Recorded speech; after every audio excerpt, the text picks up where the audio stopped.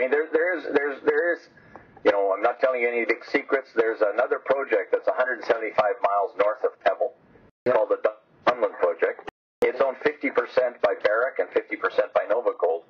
And, you know, while currently the infrastructure for the two mines are completely separate and independent, use different directions and corridors, there is a lot of logic to us joining forces in a single corridor.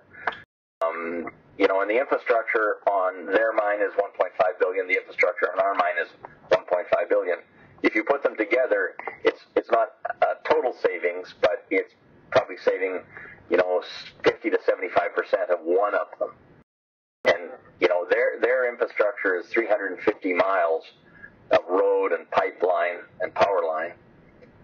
Ours is 85 from the port into site, and then we're only 75 miles into, or 175 miles from our project to their project, and it's over easy terrain.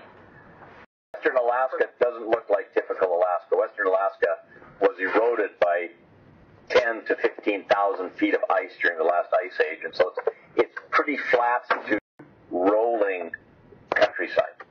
The Donlin issue is a little bit different, and that's an issue where on native land. What'd you say, Ron?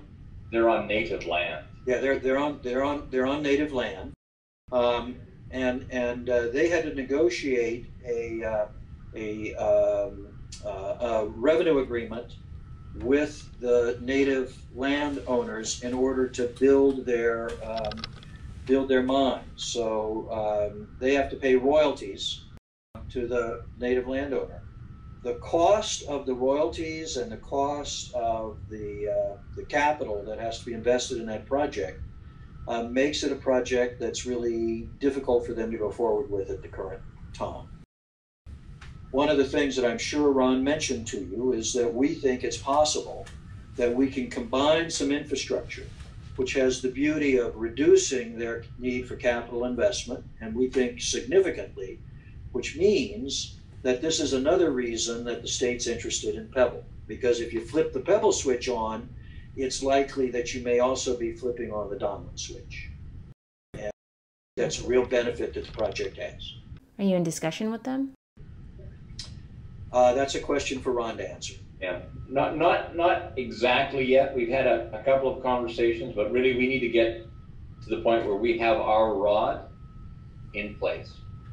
And that would be the starting point to really see more concretely. And is the governor supportive of this bigger plan for the region? Well, see, both parties are looking to the government to underwrite the financial cost of the infrastructure. And each mine has a total separate infrastructure requirement.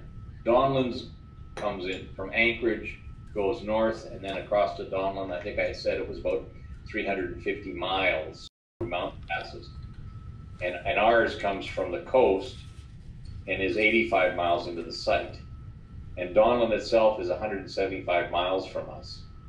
And so it is just, if you look at it, it's just logical. I mean, Donlin went ahead with their infrastructure plans because they didn't think Pebble was going to be able to get there.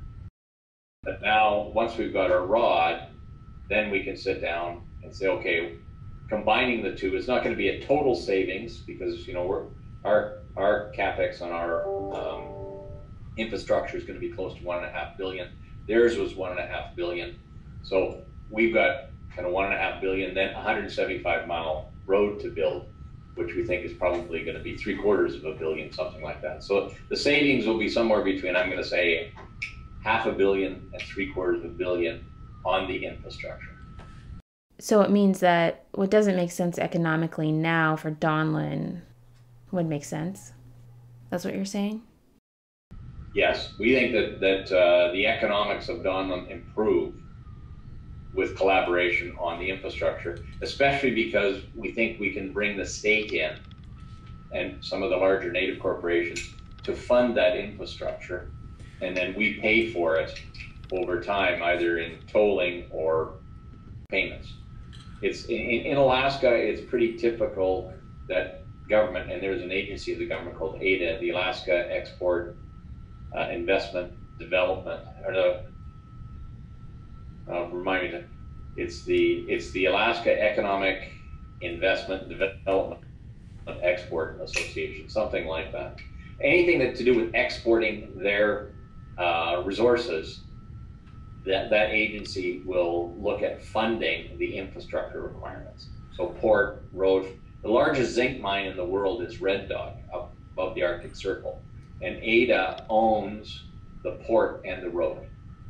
And they just charge a toll usage fee to Teck for that road. Tom mentioned Ambler. They're permitting that road. The state's going to own that road, and they'll do the same thing. They'll charge a toll for that. And the state can borrow money cheaper than we can.